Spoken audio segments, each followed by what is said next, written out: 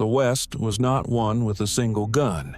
It was won and lost and won again and lost again in the specific, grind-in, years-long violence of men fighting over grass, over wire, over water, over the precise location of a fence line that one man had drawn and another man had decided was drawn in the wrong place and was willing to kill to redraw.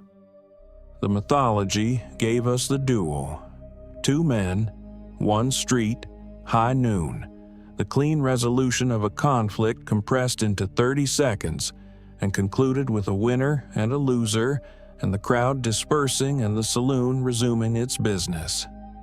The reality gave us something else entirely. The reality gave us feuds that lasted decades, wars that consumed entire counties, violence that moved through families and communities and generations with the patient, inexorable momentum of something that had stopped being about the original grievance years ago and had become simply the condition of existence in a particular place at a particular time.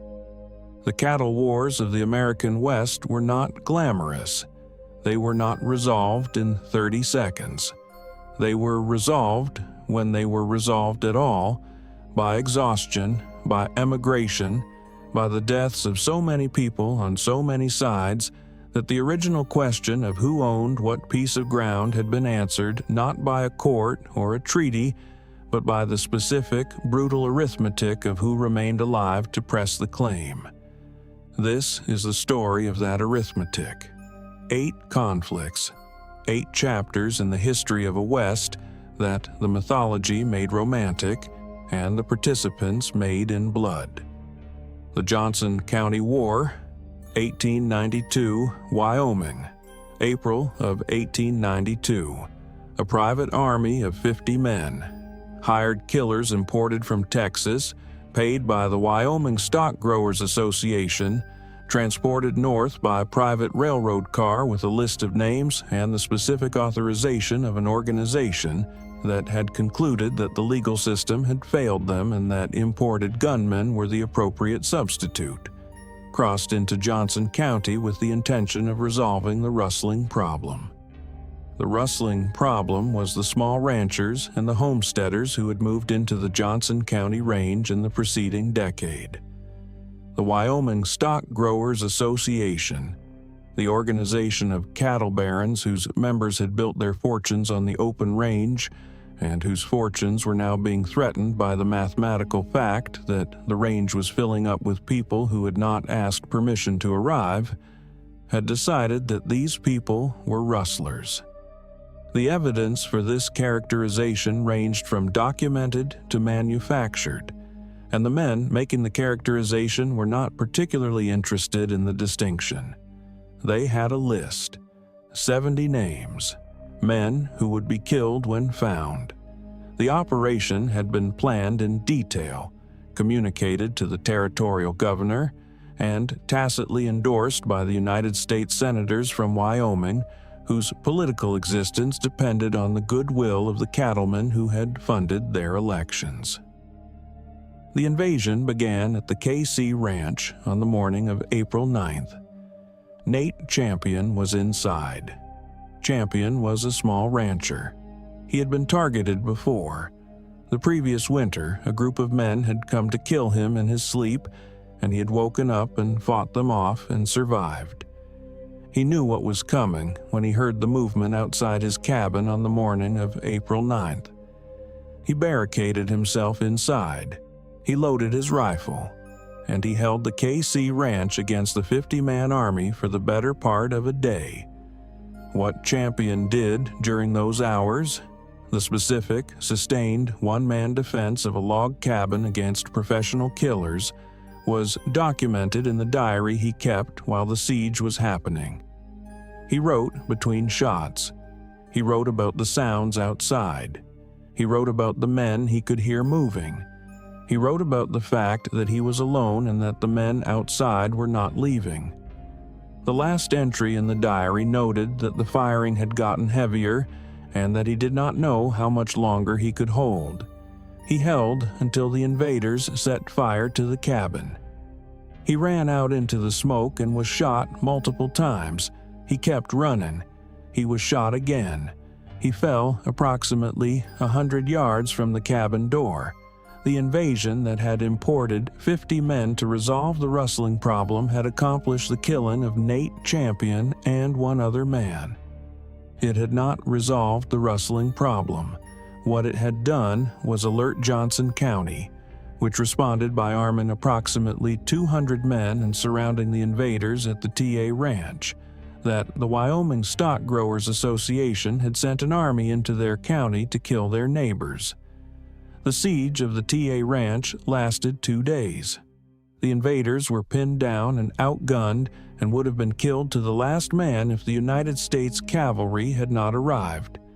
Summoned by the governor's telegram to President Harrison, whose political relationship with Wyoming senators made the cavalry's arrival something other than coincidence. The cavalry rescued the invaders. The invaders were taken into custody. The legal proceedings that followed were so thoroughly corrupted by the association's political connections. Witnesses disappeared, evidence was managed, the prosecution was starved of resources, that not a single participant in the invasion was ever convicted of anything. Nate Champion had held for a day and written about it and run out into the smoke and died 100 yards from his door. The men who killed him walked free. Johnson County, Wyoming. The war was over. The arithmetic had resolved nothing. The Pleasant Valley War, 1887 to 1892, Arizona. Tonto Basin Country. The Pleasant Valley War produced approximately 30 deaths in 5 years, a number that sounds modest until you consider the population of the valley where it occurred, which made the per capita death rate one of the highest of any conflict the frontier generated. It began with sheep. The Grahams ran cattle. The Tewksburys ran sheep. In the specific economy and culture of the Arizona range country in the 1880s, this was not merely a commercial difference. It was a declaration of identity, of allegiance, of the specific kind of statement that the range culture of the era received as a provocation requiring a response. Sheep ate the grass differently than cattle. They cropped it to the root. A range that had been grazed by sheep was, in the cattleman's understanding and in the practical reality of the time, a range damaged for cattle. The cattlemen of the Tonto Basin had made their position on sheep in the valley clear. The Tewksburys had brought the sheep anyway. The first killing occurred in 1887. The specific chain of causation that produced it: accusation, counter-accusation, stolen horse, disputed range, the accumulated friction of families whose interests had been in direct conflict for years, was of the particular complexity that frontier feuds consistently produced, where the original grievance was real enough. But the killings that followed it were traceable less to the original grievance than to the institutional momentum of a conflict that had acquired its own direction. The Grahams and their allies killed. The Tewksburys and their allies killed. Men were ambushed on trails they had ridden safely for years. Men were shot from cover. Men were killed at breakfast, at water crossings, at the specific moments of daily routine that conflict converts into vulnerability. The Apache County Sheriff came into the valley and was ambushed. A newspaper correspondent came to cover the war and was killed. Tom Graham, the last surviving Graham, was shot in 1892 in Tempe, Arizona, while hauling a load of grain. His wife witnessed the shooting. She identified the shooter. The shooter was acquitted. The Graham line ended. The war ended with it. The Tewksburys had not won so much as the Grahams had been reduced to zero, which was the specific form of resolution that the Pleasant Valley War produced. Ed Tewksbury lived until 1904. He was the last man standing in a conflict that had consumed everyone else who entered it. The sheep grazed the valley. The Fence Cutting War, 1883 to 1884, Texas. One invention, one decade. The complete transformation of the open-range cattle economy that the frontier had spent 20 years building. Barbed wire arrived on the Texas plains in the late 1870s, and it arrived with the specific momentum of a technology that solved a problem that the cattlemen who could afford it needed solved, and created a problem for everyone who could not afford it, and whose livelihood depended on the open range remaining open. The large operators fenced. They fenced their range. They fenced the water. They fenced the trails that the small operators and the trail drivers had been using for decades as public corridors across land that had never been fully surveyed and whose ownership was frequently unclear. They fenced and they posted and they cut off the access that the open range economy had assumed and that the barbed wire economy was in the process of eliminating. The small operators and the trail drivers cut the wire. By 1883, the fence cutting had become systematic, organized, armed men riding at night with wire cutters and the specific focused intention of people who understood that what they were cutting was not just wire, but the economic architecture that was eliminating their ability to exist in the country they had been working for decades. They cut fences across dozens of Texas counties. They destroyed miles of wire in single nights. They left signs on the cut posts warning against refencing. When the large operators sent men to guard the fences, the fence cutters shot at the guards. When the guards shot back, the fence cutters organized into larger groups. The violence escalated through 1883 into 1884. With the specific momentum of a conflict that both sides had decided was existential and were willing to conduct accordingly. The Texas legislature eventually passed legislation making fence cutting a felony and making the fencing of public land illegal. Both laws were designed to address both sides of the conflict simultaneously. The fence cutter and the fence builder who had no legal right to build where he had built. The legislation reduced but did not eliminate the cutting. The range continued to close. The barbed wire continued to define the landscape with the permanent authority of something that, once established, is never fully reversed. The open range died. Not in a single conflict, but in the accumulated weight of 10,000 fence lines drawn across country that had been open and was now closed and would not be open again. The wire won. The Mason County War, 1875 to 1876, Texas. The Mason County War, known as the Hoodoo War in the specific vernacular of the people who lived through it, was a conflict between German immigrant settlers and Anglo-Texan cattlemen over cattle theft, legal authority, and the specific cultural friction of two communities occupying the same county with fundamentally different relationships with the law and with each other.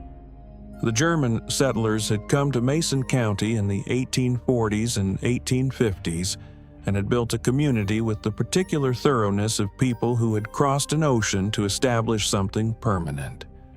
The Anglo-Texan cattlemen who moved into the same country brought with them the specific assumptions of men who had been operating in Texas for a generation, and who regarded the German settlers' relationship with law enforcement. Their tendency to actually use the courts, to actually report crimes, to actually cooperate with the legal system, as a form of cultural aggression against the frontier code that settled disputes through other mechanisms. The cattle theft was real on both sides. The Anglo cattlemen accused the German settlers of rustling. The German settlers accused the Anglo cattlemen of the same. The specific question of who was telling the truth was complicated by the fact that both accusations contained documentary support, and by the further fact that the county's legal infrastructure was insufficient to resolve competing claims with the fairness that resolution required. The Minutemen, an Anglo-vigilante organization, began arresting, then killing, men they accused of cattle theft. The accused were German. The killings escalated. A mob lynched 5 men in 1875. The Texas Rangers arrived. The Rangers were Anglo. Their impartiality was viewed with skepticism by the German community that was providing the bodies. Scott Cooley, a former Texas Ranger whose adopted father had been killed in the conflict, conducted a one-man vendetta that involved decapitating at least one of his enemies and delivering the scalp to a dance where men who approved of his work received it as a trophy. This specific detail was documented by witnesses and has not been improved by retelling. The violence continued through 1876 before exhausting itself in the specific way that frontier feuds exhaust themselves. Not through resolution, but through the deaths of sufficient participants on both sides that the remaining population of the conflict was too small to sustain its momentum. Mason County settled into an uneasy coexistence. The cultural divide between the German and Anglo communities persisted for decades afterward, in the specific form of communities that occupied the same geography and conducted their business separately, and remembered what the other side had done with the permanent memory that atrocity produces. The Sutton-Taylor Feud, 1867 to 1876, Texas. The Sutton-Taylor Feud was not about cattle. It was about the Civil War, specifically about the specific hatreds that the Civil War produced in the communities of the Texas frontier between men who had fought for the Confederacy and men who had collaborated, or been perceived to have collaborated, with the Reconstruction government that arrived to manage the defeated South. The Taylors were Confederate. The Suttons had aligned themselves with the Reconstruction authorities and the state police that the Republican government of Texas had organized to manage the lawlessness of the immediate post-war period. These alignments placed them in a conflict that had its roots not in any specific act of violence, but in the general state of grievance that Reconstruction Texas produced in the men on both sides of its political architecture. The specific violence began in 1867 with the killing of members of the Taylor family by Sutton allies in circumstances that the historical record documents as involving disputed livestock and concluding in death. The Taylor response was measured in kind. The Sutton response was measured in kind. The cycle established itself with the specific efficiency of frontier feuds that have found their rhythm. John Wesley Hardin, 20 years old, already the most prolific killer the frontier had yet produced, entered the feud on the Taylor side in 1873 and contributed to it the specific quality of a man whose willingness to apply violence was essentially unlimited and whose skill with a revolver meant that the willingness was regularly translated into outcome. He killed a deputy sheriff named Charles Webb in 1874 in a gunfight whose details were disputed and whose result was not. Webb died and Hardin became the most wanted man in Texas. Bill Sutton was killed in 1874, shot on a steamboat at Indianola, Texas, by Jim and Bill Taylor in a killing that the Taylors regarded as the resolution of a specific debt. The feud declined after Sutton's death without concluding. The deaths on both sides were enumerated in the subsequent accounts with the exhausted precision of people counting losses that had stopped making sense years ago. Hardin eventually fled Texas. The Taylors dispersed. The Sutton faction lost the organizational coherence that a central figure provides. DeWitt County survived the feud the way counties survive feuds, by outlasting the people who were conducting them and rebuilding around whatever remained when the people who had been most committed to killing each other were dead or gone. The Tascosa Feuds, 1880s Texas Panhandle, the Canadian River. Tascosa was the specific kind of town that the cattle frontier produced at its most concentrated, a supply point for the enormous ranches of the Panhandle, specifically the XIT and the LX and the LS, and the other operations whose combined acreage made them not ranches in the ordinary sense but agricultural empires whose management required the specific organizational infrastructure of a small corporation.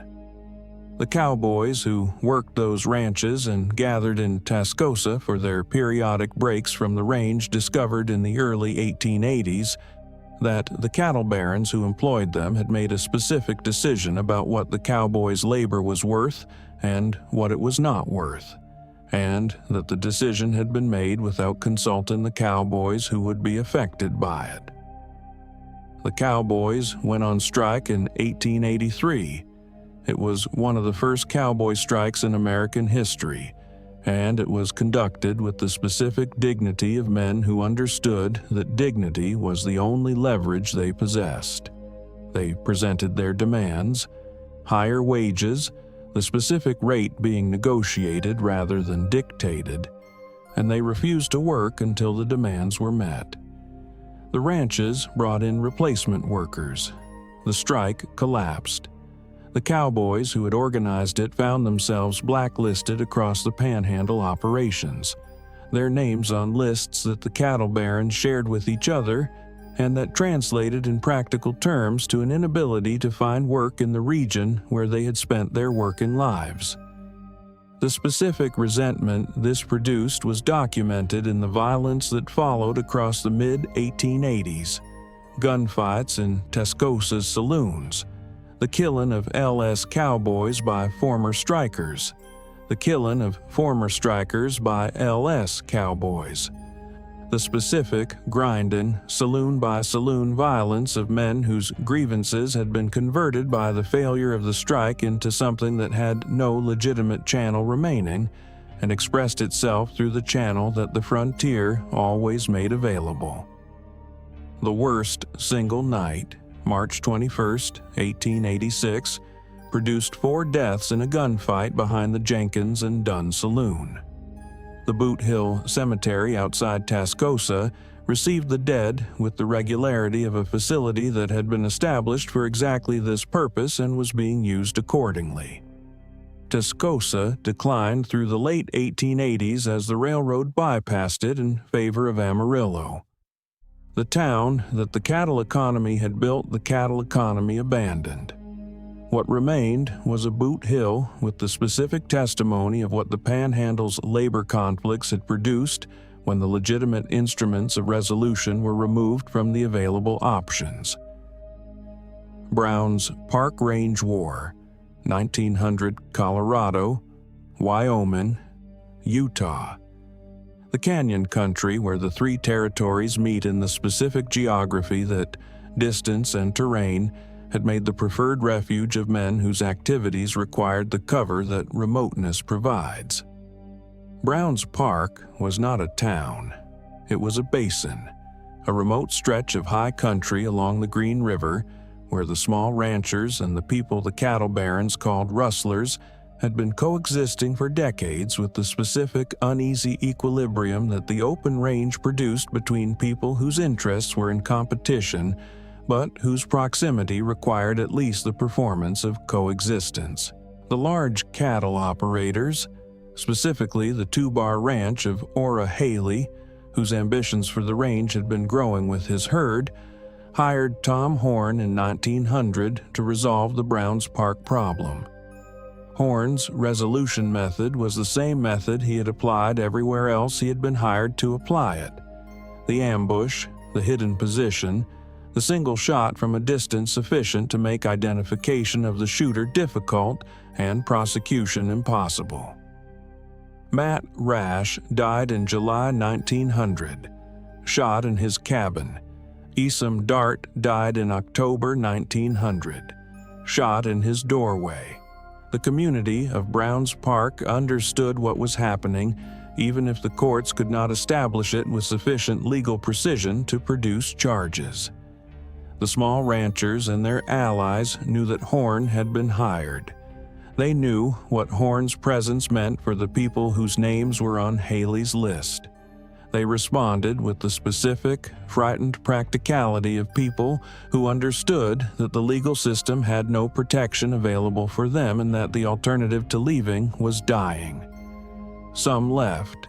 Some stayed and armed themselves and watched the ridgelines and stopped going near windows and conducted their lives with the permanent alertness of people waiting for something they knew was coming and could not prevent.